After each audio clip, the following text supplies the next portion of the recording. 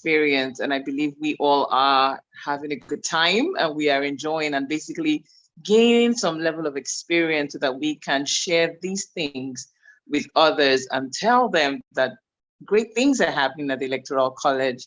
And we hope to keep improving in knowledge, upskilling in skills in politics and governance. Thank you very much. My name is Adishola. Once again, for those that do not know me, I would be a moderator for this session. And this evening, we are going to be looking at media and information literacy, how to spot misinformation and disinformation. Now, those two words are important, misinformation and disinformation, for the benefit of those of us that do not know or have no idea, or we mistake one for the other. Today, we will learn so much about these phrases or these words and how to identify misinformation when it comes across to us on social media platforms and what disinformation is or means. I believe our facilitator is in class. Please let's remember our class rules or protocols. Once you come in, endeavor to place your name in the chat box as you would love it to appear on our respective certificates, okay? And when you come in, please mute your mics. I know the administrators are doing a fantastic job in ensuring that we have this seamless, because we are live streaming and this is also being streamed on YouTube, just so that others can join and we have a perfect outing, just so that everyone can enjoy all that we will be doing today. All right, without further ado or wasting so much of our time, we will dive straight in, and I will be reading the profile of our facilitators today. Our facilitator is a journalist and his name is Kemi Busari. He's a journalist with over 10 years experience covering issues of social justice, politics, public procurement, human rights abuses, amongst others. He's currently the editor of Dubawa. He leads a team of fact checkers and researchers working to combat the menace of information disorder in the West African sub-region. Prior to this engagement, he worked with Premium Times as the National Assembly correspondent covering the Nigerian Senate. Now, at different times in his career, he has worked as editorial consultant on projects including the Oil and Gas Fellowship, sponsored by the Natural Resource Governance Institute, and the Ford Foundation sponsored West Africa Climate Change Fellowship, amongst others. Now, Kemi Busari in the past few years has trained hundreds of journalists on fact-checking, investigative journalism, media ethics, amongst others. He holds a bachelor's degree in political science from the Obafemi Awolowo University and a master's degree in communication studies with distinction from the Vrij, I hope I pronounced that correctly, Vrij University in Brussels. Okay, this is such a rich and robust profile, and I believe that it has so much in store for us to learn on fact-checking, misinformation, and disinformation. So please, with a warm welcome, a warm applause, welcome, Mr. Kemi Busari. Over to you, sir. You have the virtual lecture. Thank you very much. Thank you. I'll just share my slides. So,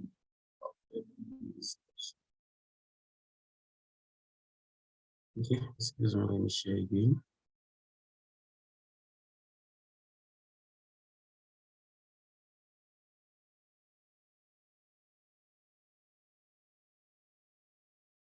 So can you see my slides now? Hello? Yes, we can, Mr. Kemi Busari, we can. Good evening, everyone. Yes, the slides are on, we can see. Thank you. All right, I'm so excited to be here. It's always interesting to speak to people about information disorder, which is something I do every day with my engagements with Dubawa. So what we are going to do in the next 1 hour or thereabouts is just to share some information about misinformation and disinformation.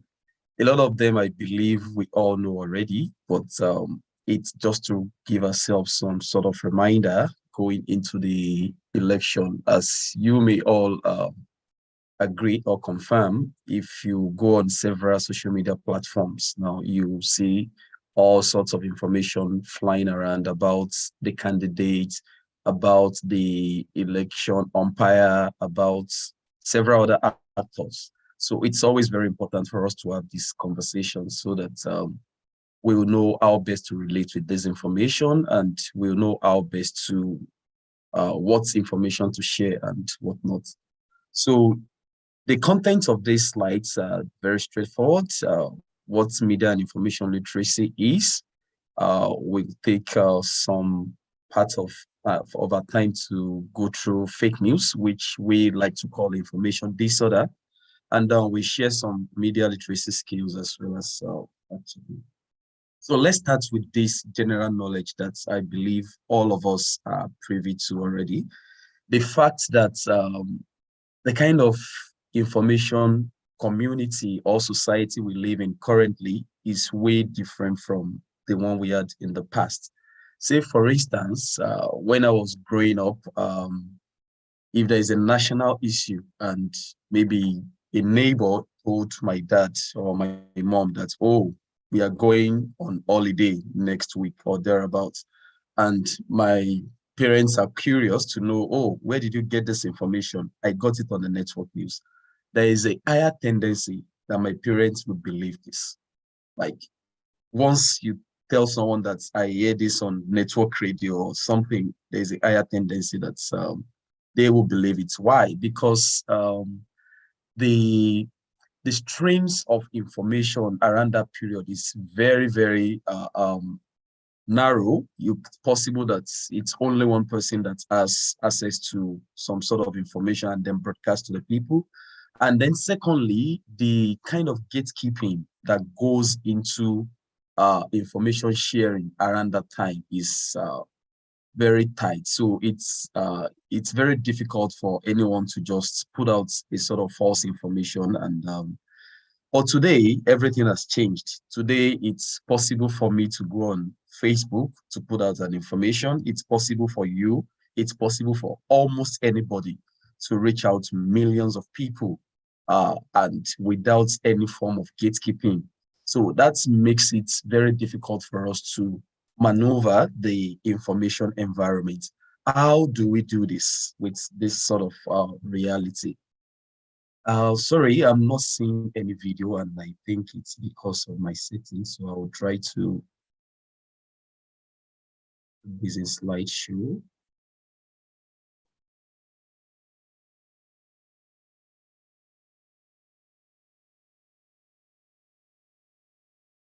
Just a moment.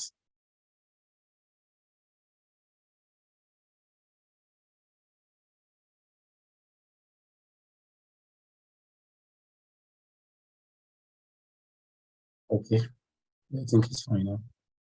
So, like I was saying, so we need some level, we need something different to be able to navigate this kind of reality. So, today we want to speak about media and information literacy. So I'll start with media literacy. So, like I said, with so many sources of information today, critical thinking skills can help people identify reliable sources and filter through the noise. So media literacy generally is just the ability to access, to evaluate, to manipulate, and produce media in a variety of forms.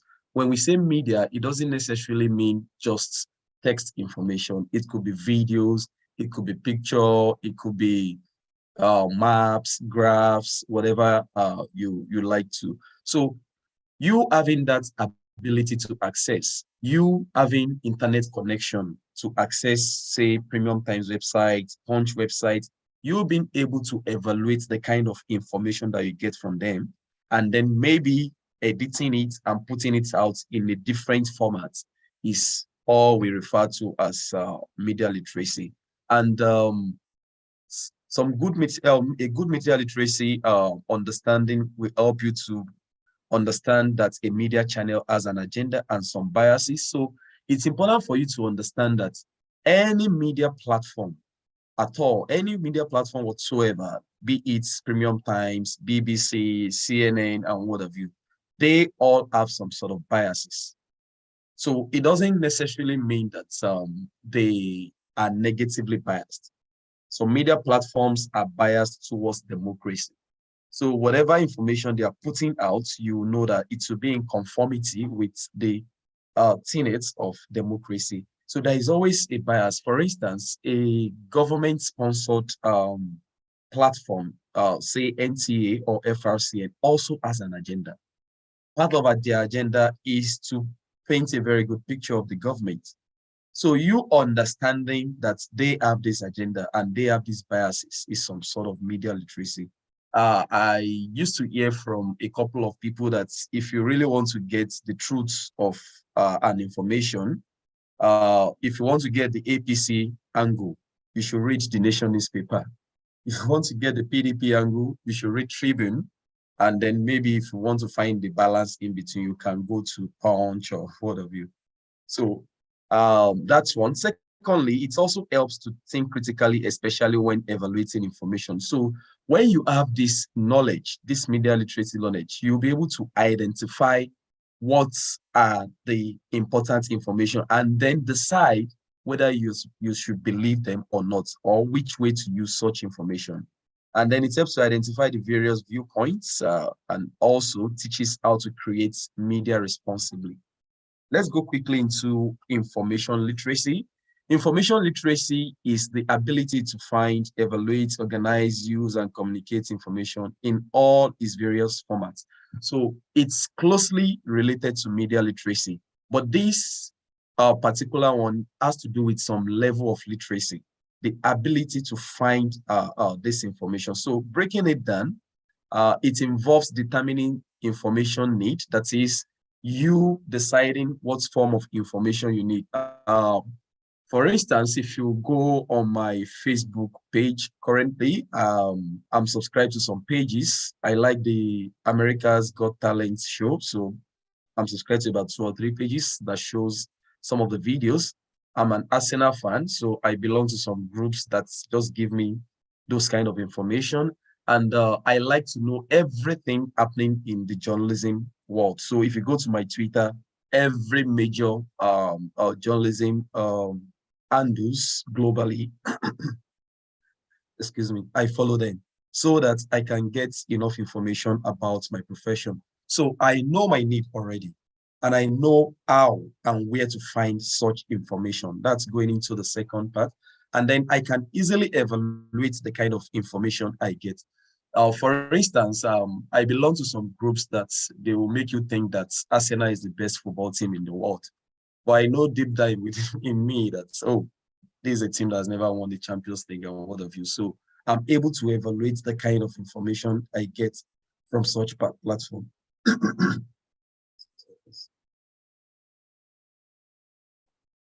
And information literacy also helps you in communicating information. So I put it there, the main difference between the two is that information literacy is the ability to identify the need for information, while media literacy is the ability to access, evaluate, and manipulate. So the next thing for us would be to, okay, let's take why it is important. It's very important for us to have these skills because you all agree with me that the kind of information that we get affects our life generally. There was a particular incident, I think, in Jos some years back, where a picture was shared among people of a particular ethnic group. So a picture was shared among the Berom ethnic group, and it was shared with this information that some Fulani men killed some people of the Berom ethnic group. And in retaliation, some Berom youths blocked the road and killed some Fulani people. Eventually, when fact checkers got the picture and they tried to confirm whether it is true or false, they realized that the picture was from another country. Nothing like that happened within that space. So you can see how grave information we get can significantly affect our lives. In fact, that's even an extreme. The kind of school you attend, the kind of food you eat, everything, the kind of person or candidate you vote for during an election, or even how to vote during an election. These are very, very crucial information that shapes our life in significant ways. So it's very important for us to have media and information literacy to be able to maneuver the information environment. It also helps us to recognize the biases in the media and how they may affect our perception of an event or issue. So if you are the kind of person that has, of course, all of us have our biases. So it's important for you to decide the kind of media you consume first, to check your own biases. And also it's very important for you to understand the biases of these media platforms. So it also helps in deciding what information you want to consume online and offline. Yeah, it helps to guide against false information mongers and advertisers. So if you have adequate media and information literacy knowledge, you will be able to create enough guard against people that want to spread false information or even deceptive advertisers. So I plan to share with us some skills on how to identify false information and what have you. But first, let's take the issue of information disorder, that is misinformation and disinformation. And I used the term fake news here because I believe it's something that we all are familiar with.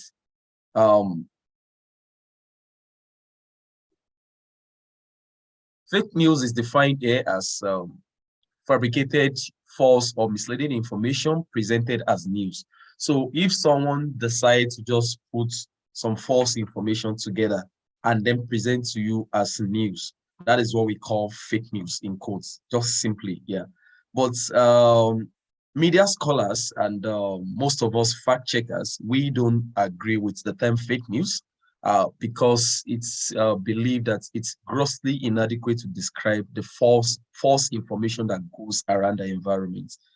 In 2017, the Council of Europe produced a report and about 2 or 3 reasons why we use the term information disorder instead of the term fake news. Number one, it is woefully inadequate to describe the complex issue. So a lot of false information goes around in the information space. So it's not only news. So sometimes you see some myths that people put together and then spread. Sometimes you see satire contents. Sometimes you see fictional work being produced or being described as real information. So it's not only news that is false within the information space. So if you say fake news, you are restricting it to only news. So it is woefully inadequate. There are several other things that pollute the information environment. And secondly, this term has been appropriated by politicians to describe anything that doesn't conform with their own standpoint. For instance, the man in this slide, Donald Trump, whatever information that doesn't conform with Donald Trump's position will be termed as fake news by Donald Trump. So because of these 2 or 3 major reasons, information media scholars prefer to use the word information disorder instead of fake news. But you should just have it at the back of your mind that it's just the same thing. So let's move forward to check the types of information disorder that we have around. The first one is disinformation, the one that starts with D. And it's an information that is false and deliberately created to harm a person. So let's say I decide to sit in my room now and put together one false information, breaking so candidates of so party is sharing money somewhere or has been arrested somewhere just to malign that person. So 2 things you have to note here. The message itself, the information itself is false. And the person that created the information created it deliberately to cause harm. So that is disinformation. Misinformation is a little bit different in the sense that the information itself is false, but the person sharing it doesn't have the intention of causing harm. Say, for instance, I sit in my room, I created a false information, I put it in the WhatsApp group. Let's say I said, oh, don't go through Abuja Kaduna road. Some people are killing people or what have you. And you know that your brother or your sister or someone close to you is traveling on that road on that particular day. Without verifying whether it is true or false, you share the information. You are misinforming. The information you are sharing is false, but you don't have that intention to create harm, or you just didn't go through the information to check whether it is true or false. So try to understand the difference between the two. For disinformation, the information is false and it is created deliberately to cause harm. For misinformation, the information is false but not created to cause harm to people. So the third one is malinformation. It's not very popular as such, but it's also important that we understand it. So the information here is based on reality, but people twist that reality to just inflict harm on someone. Say, for instance, I believe we still remember the video of Tiwa Savage that was shared at one point of Tiwa Savage having sex or what have you. It's a reality, but people shared it to just inflict harm on Tiwa Savage. So that is malinformation. So we need to understand the difference between the three. For me, disinformation, the one that starts with D, the intention of the person that shared it is to cause harm, and the information itself is false. For misinformation, the information is false, but the person that is sharing it doesn't have the intention of causing harm. And for malinformation, the information is real, but the person sharing it is just sharing to create some sort of harm for the other person.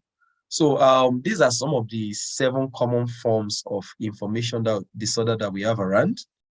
Satire or parody, I won't spend much time on this because I have some examples on it later in the slides.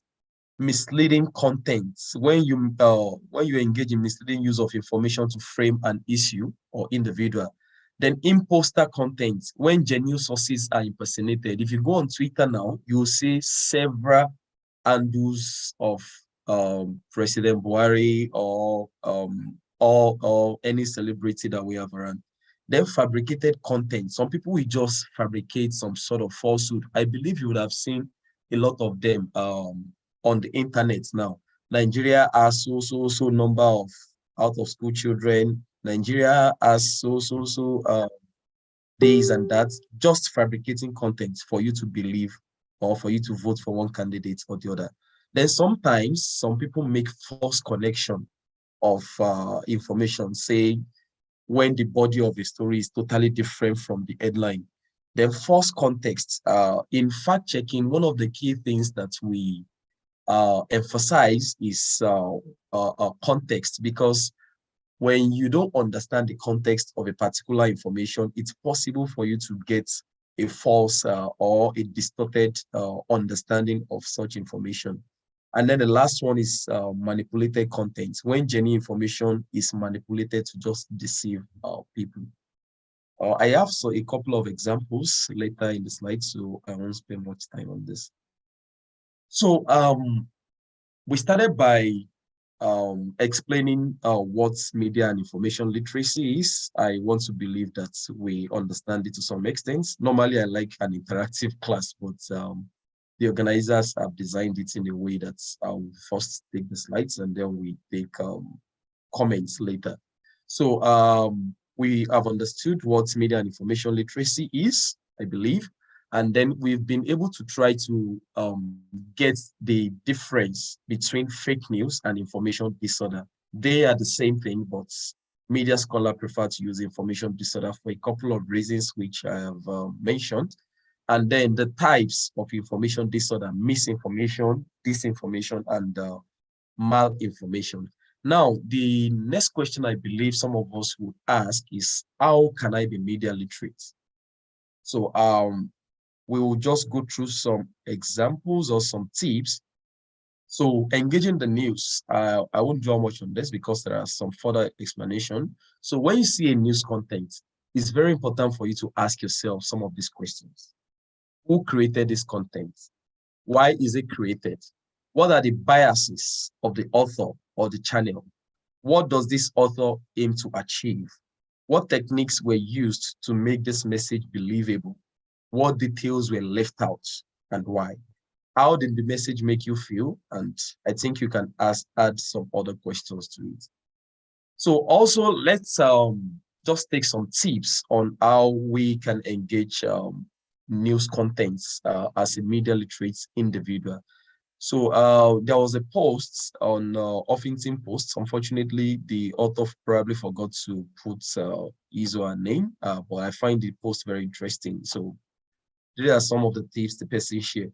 So it's very important for you to read a story beyond the headline. A lot of times, media platforms are in the race to break story. A lot of media platforms today are not really, they don't really have very good gatekeeping process. And a lot of them don't even care.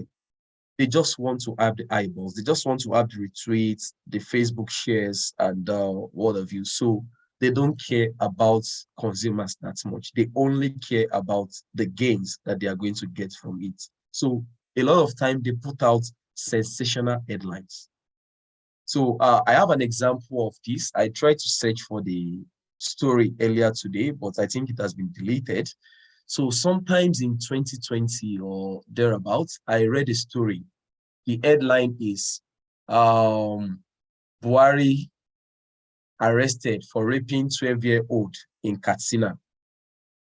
Buhari arrested for raping 12-year-old in Katsina. I think I saw it on Facebook, and I tried to read the comments under the post. Everybody believed that it was President Buhari. Like, people were like, oh, rapist presidents. I know that is stupid. I know this, I know that. Meanwhile, the Buhari they are talking about in the story doesn't even have any relation to the president. But people reacted to that story based on the headline. So it's very important for you to, there is this example recently too that someone mentioned. I've forgotten, but if I remember in the course of the session, I'll share with us. So it's very important for us to read beyond the headline. So this is an example. The image on the left is a tweet by one of our colleagues. He wrote, Issa Pantami is trending at #1 in Nigeria with almost 18,000 tweets. But only 3,580 people have opened the actual article. More than half of those are from WhatsApp, not Twitter. Listen, most of the people tweeting about Pantami have not read the article. So I believe we all remembered the Pantami issue last year. And this guy is saying that, see, we have about 18,000 tweets now. And out of that 18,000 tweets, less than 20% of those people have opened the article. They've reacted. And you don't know who is going to see your reaction. You don't know what their own follow-up reaction is going to be. So in this election season, a lot of information will go out. A lot of information that appeals to your own biases.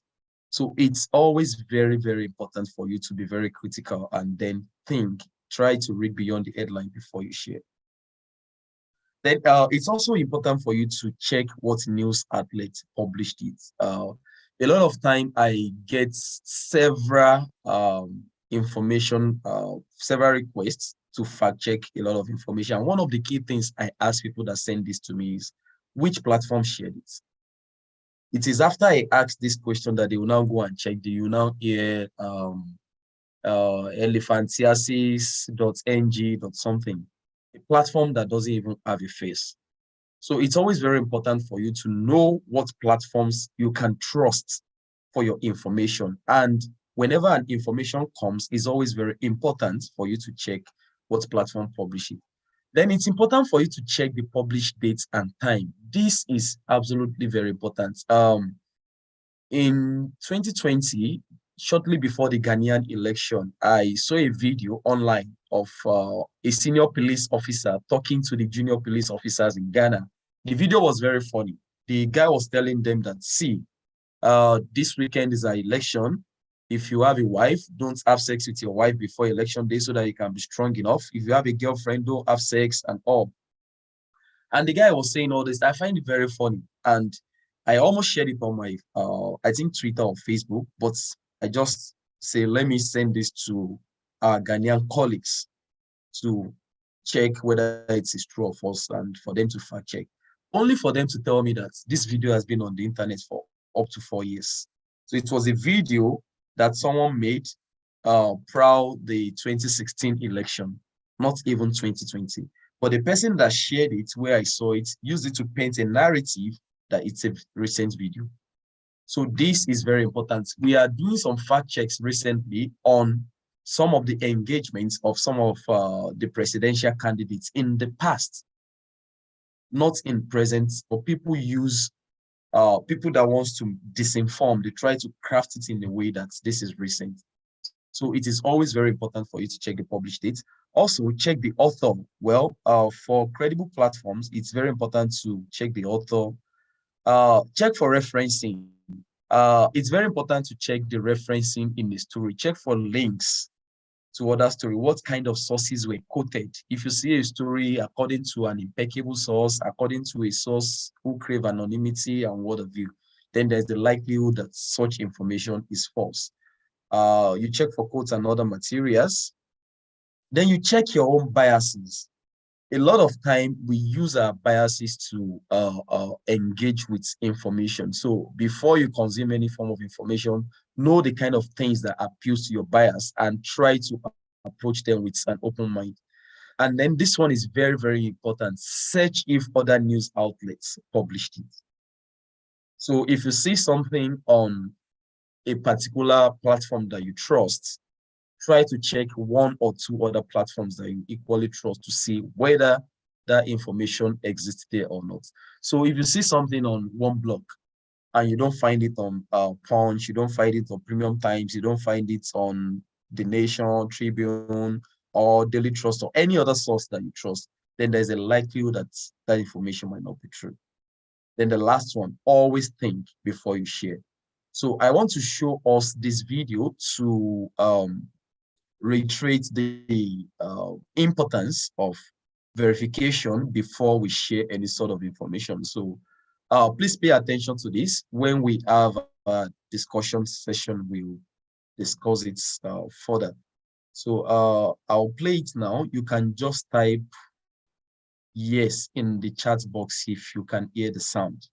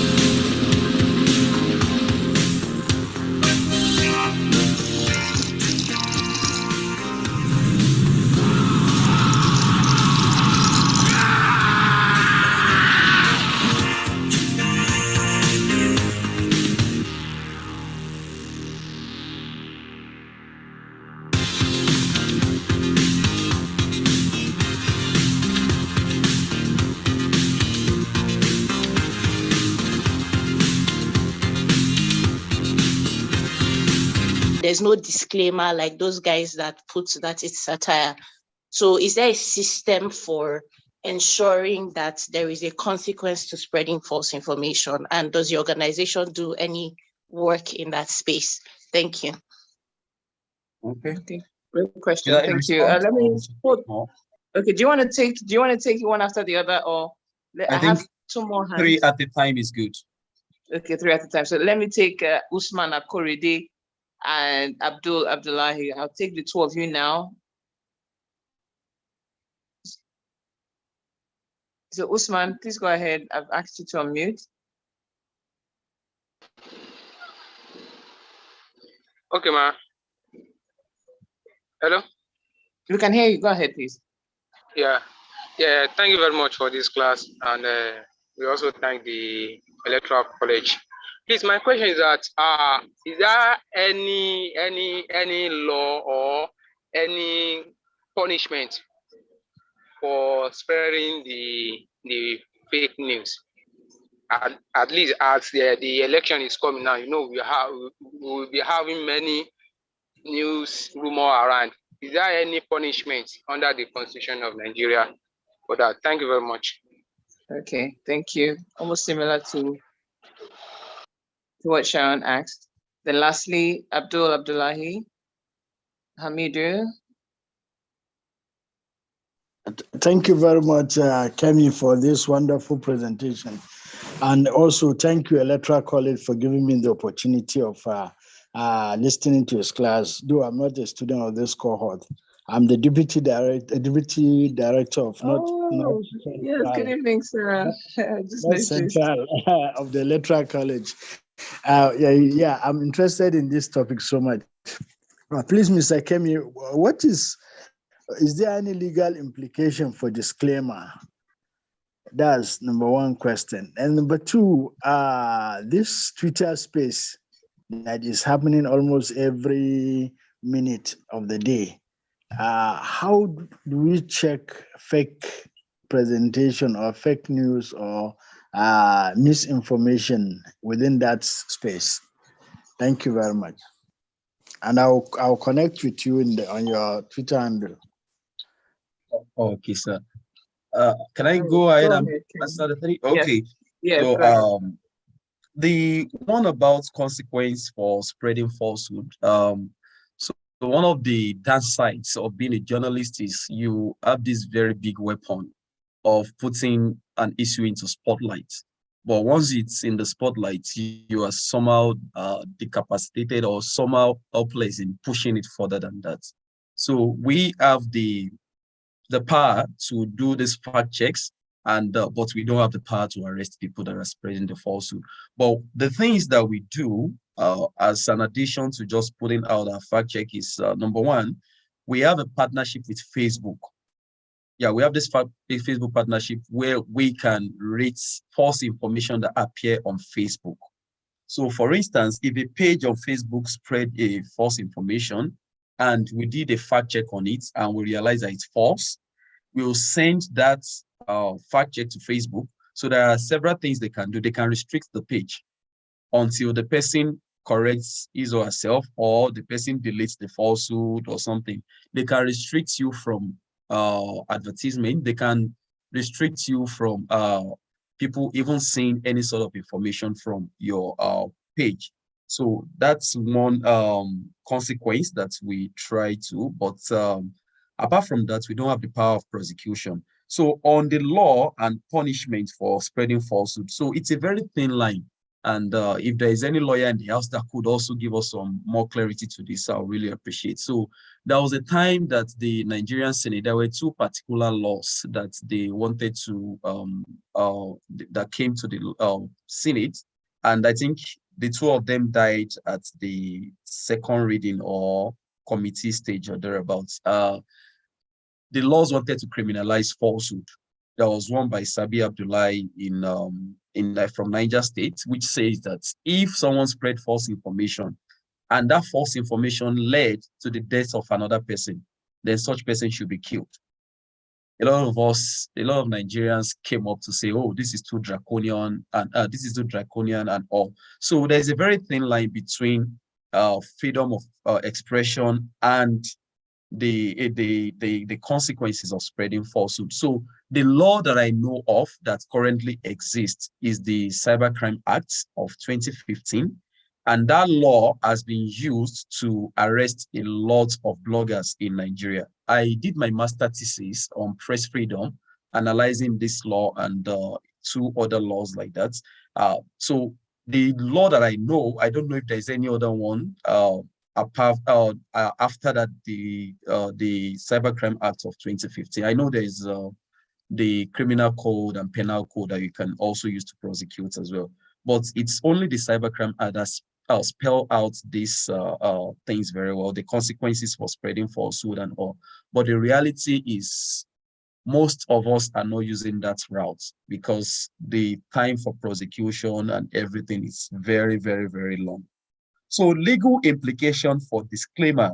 So we have this Professor Shikoni on our team, and I asked Prof this question one time like that, like, these people putting out satires in the context of the digital age that we are now and the kind of biases that people have and the easy that it makes it very easy for them to believe.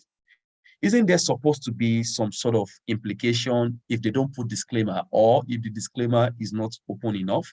And the response I got from Prof is that satire, myth, fiction, and all those are part of the literature. So no matter what the case may be, they must be allowed in a way.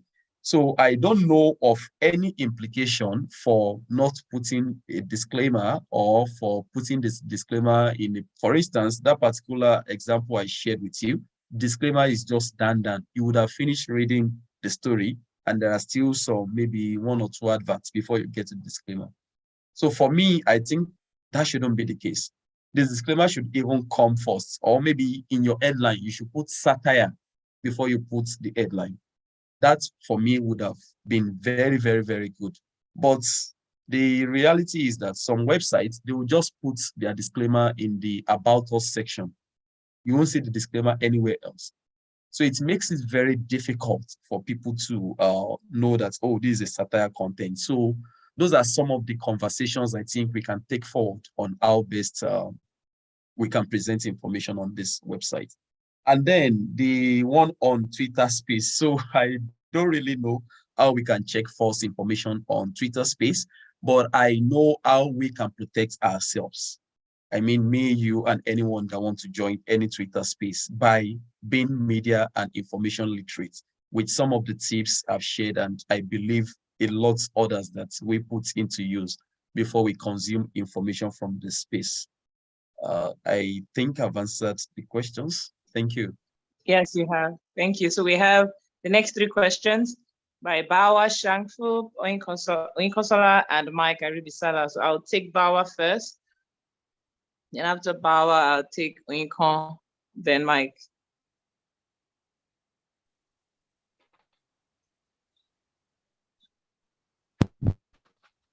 Bawa, please go ahead. Hello. Hi. We so glad for the very class. What I want to come in to find out is that whether misinformation or disinformation, especially like one of Please, we can't hear you properly. Okay, let me change position. Now we can hear you. Okay, change position. What I'm saying is that whether misinformation or disinformation, especially like the one of Chinese quotation that was discussed in the National Assembly, so that may either be misinformation or information may be discussed at the State House of Assembly to that. Sorry, can you help type your question in the chat box? We really can't hear you. You're breaking up. All right. Please type it in the chat box. Thank you. So that we can take others. All right. Thank you very much. Oinkon.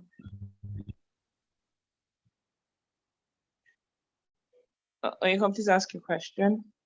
Okay, thank you very much. Good evening, everyone. Mr. Busari, my question to you is, what are the limits of fact checking? Like how far, what level of information would you have gotten to say you can ascertain whether or not information is true or false? I don't know if that question is clear, because as much as information has been, in quotes, for lack of a better word, democratized, you still have a lot of hidden information that many people are not aware of. So how far would you have gone to ascertain that you have done the fact checking and that the information is true or otherwise? Thank you. Okay, Mr. Busari, did you get that? Yes, very well, I did. Okay, so let's take the final question from Mike Aribisala. All right, good evening, everyone. And Mr. Busari, thank you very much for this insightful session. And I want to also thank the Electoral College for this wonderful opportunity. Now, my question, sir, is I want to know, how do we fact check news and information from individuals that concerns the government?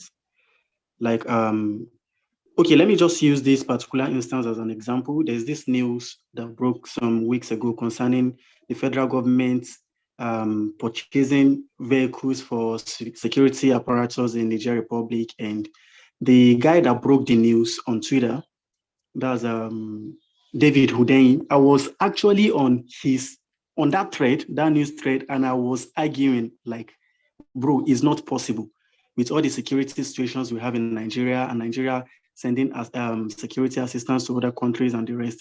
And at the end of the day, the federal government actually came out to corroborate the story that is actually true. So my question is, how do we fact check news and information that concerns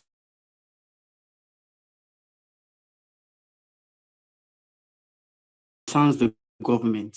Because if they had not, how do I say this now? To corroborate that story that is actually true, we wouldn't have gotten the fact that that was what actually happened. So how do we fact check news and information that concerns the government? That's my question. Thank you very much.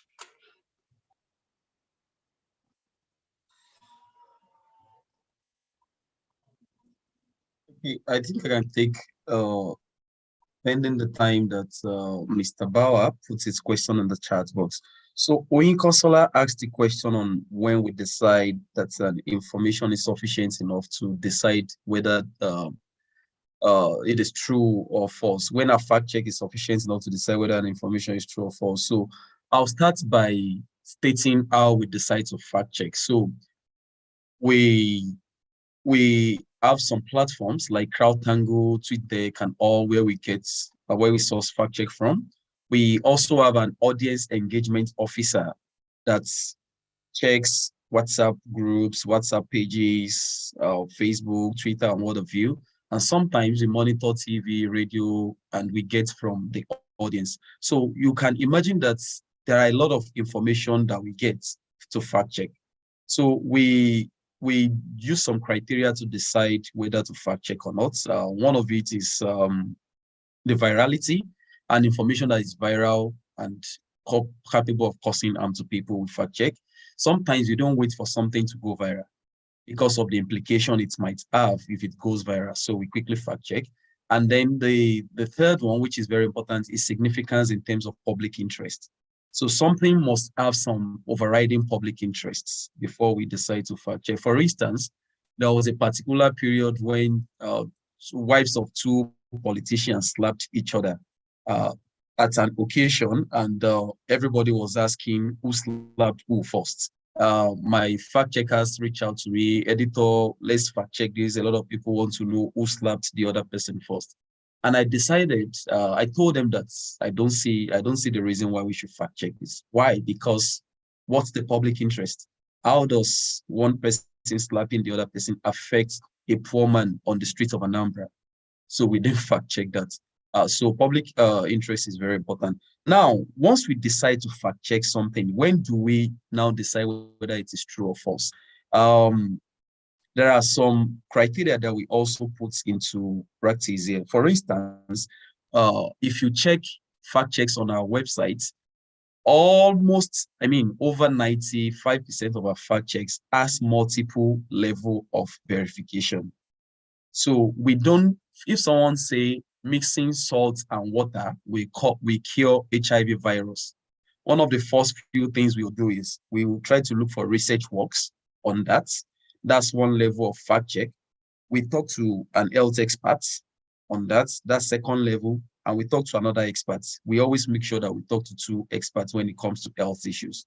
So we try to go beyond one level of fact checking to see whether something is true or false. So if you do three different levels of verification, and you realize that the three of them are the same, then we can decide that it is true.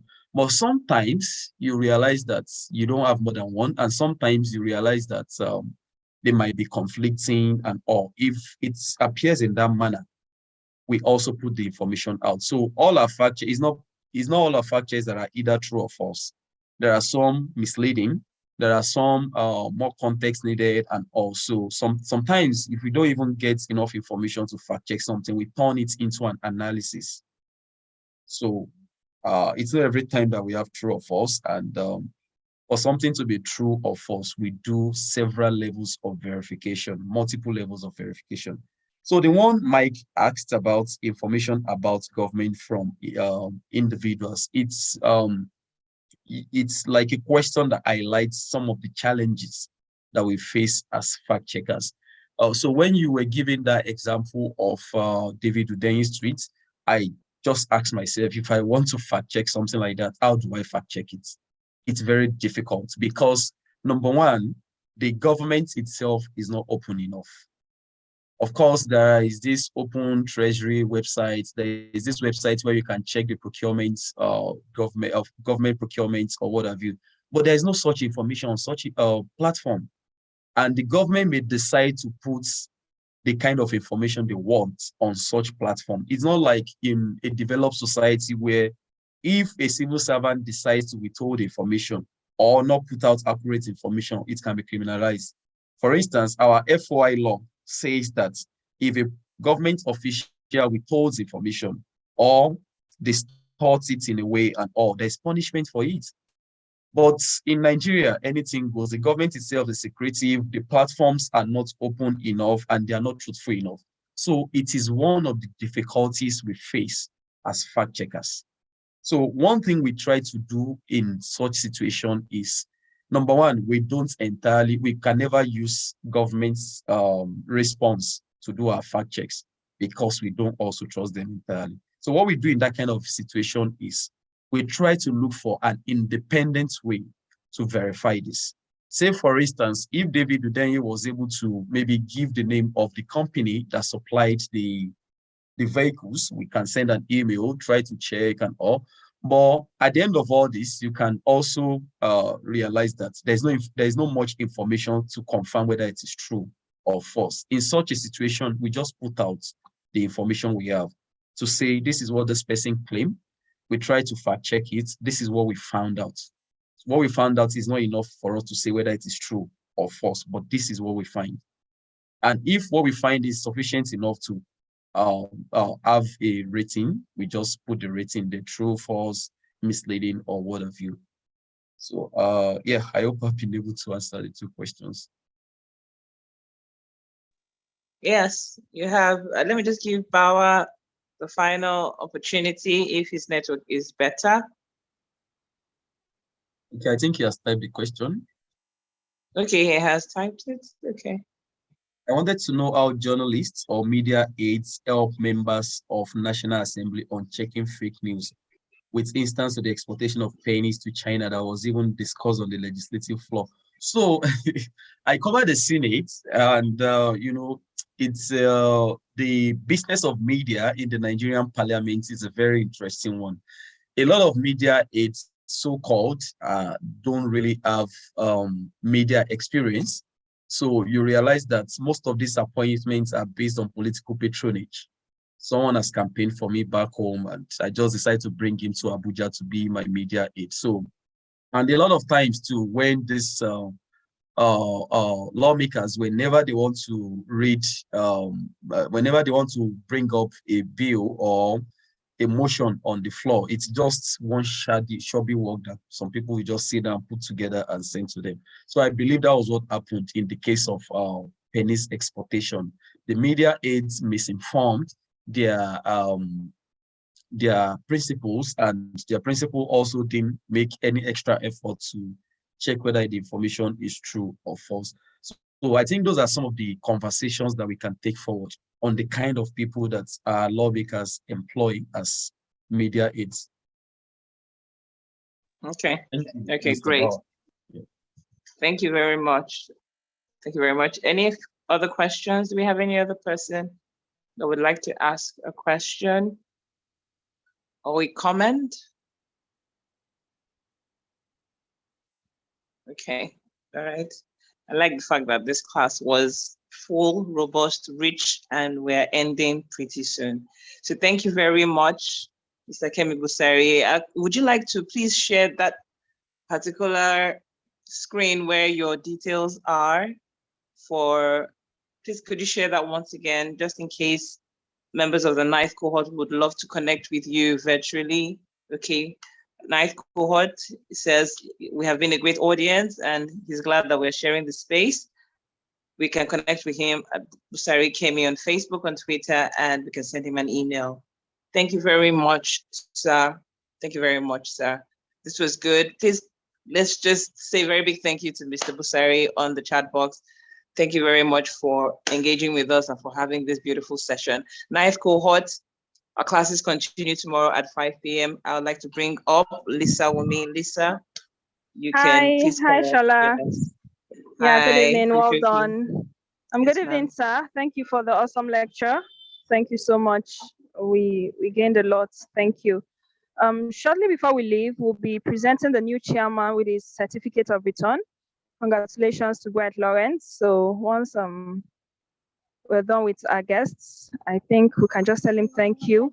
So he'll give us, so he can leave the scene. All right, so we can just unmute and tell him thank you.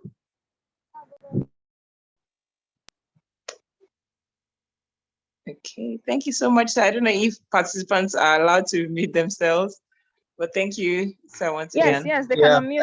I got it all in the chat box. Thank you very much, everyone. Okay. And like I put in the slide, it doesn't necessarily end there. If you have any further question, you want to know more about fact checking, or you want us to check something for you, you can always reach out to us. So thanks, and thank you. Thank you. Thank you very much, sir. Thank you. Thank you. Thank you. Thank you. All right. Okay, so Madam HOP,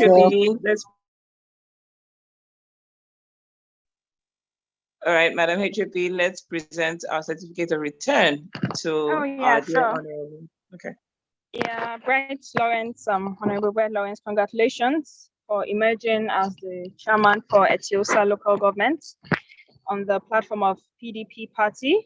So I'll just share your certificate of return right now, and everyone can felicitate with you.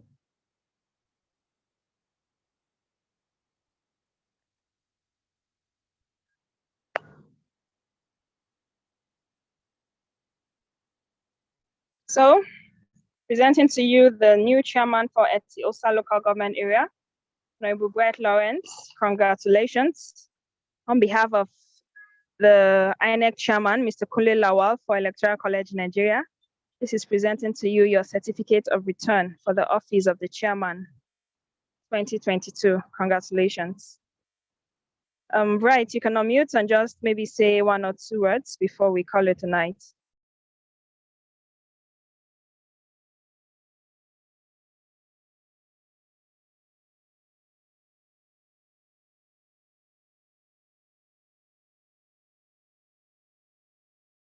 Oh, it seems he's not even on the call. I can't find his name here. Okay. The chairman of the party, can you just accept this on his behalf? That should be Harry. Is he here? Okay, yes, I can see him. This is Harry Okay. By the grace of God, I happen to be the chairman of the People Democratic Party, the platform under which Honorable Bright Lawrence contested for the local government council chairman of Etiosa local government area. On behalf of Honorable Bright Lawrence and the entire stakeholders of the PDP, that's People Democratic Party, and the party faithfuls, I want to stand to receive the certificate of return on behalf of Honorable Bright Lawrence. Having said that, I want to appreciate the executive director, the facilitators, all the directors of the Electoral College of Nigeria, and at the same time, I appreciate every members of the People Democratic Party for turning up en masse to vote massively that led to the success of Honorable Bright Lawrence. Thank you very much. All right, awesome. So congratulations to the PDP and congratulations everyone. It was a fair fight. I think SDP was the second runner-up. Well done everyone, you did well. So this is where we call it an evening. Your classes continue tomorrow and make it a day. All right, Shola, over to you. You can say the last. Yes, thank you very much. On this note, we say good night. See you tomorrow, 5 p.m. same time. Congratulations.